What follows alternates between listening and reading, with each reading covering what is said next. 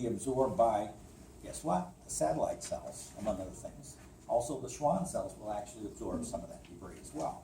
And you'll end up with a long tube, a hollow tube, so to speak, of Schwann cells. And then when the sprouts start forming on the stump of the injured axon, they are guided, they are attracted to and guided through the tube formed by the Schwann cells, and will actually go right through the innervation point and make the contact.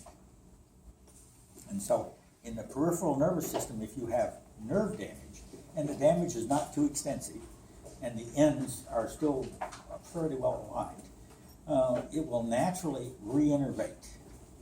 Now, these axonal sprouts will grow at the rate of 2 to 3 millimeters a day. And the Schwann cells do not form scar tissue. They actually form a tube to guide those things.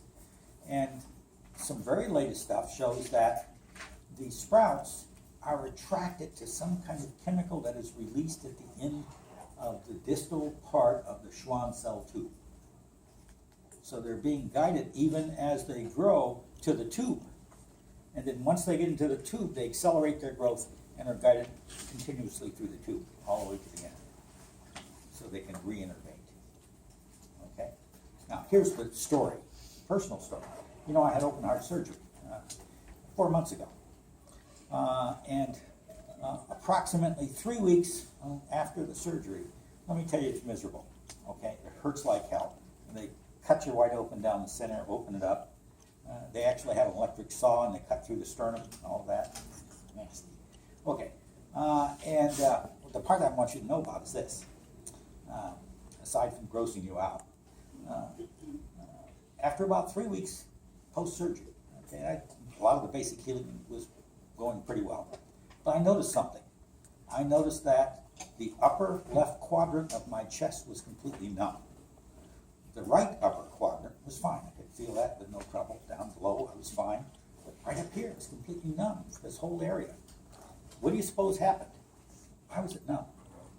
You ought to be able to tell me. Nerves. Yeah. When they cut through the sternum, they cut through a bunch of nerve trunks. Okay? And so, basically, there was no sensation on this side because the nerves had been damaged and cut. Okay? Now, the surgeon that I had, and I checked on her before she hacked on me, she was really good. Okay? And I have sources. I have friends in low and high places. And my physician, I've known her for 30 years. Okay? She's an old friend of mine. And I know some nurses. And if you really want to find out whether a physician is any good or not, you don't ask another physician typically, because they're going to cover for each other, okay? And as a professional, you don't badmouth your fellow professionals, so you don't say anything. If you can't say anything any good, you shut up, okay? Well, that doesn't help you as a patient. And so I wanted to find out who the best cardio surgeon around was. So I went through my doctor, who I know socially, and she put me in contact with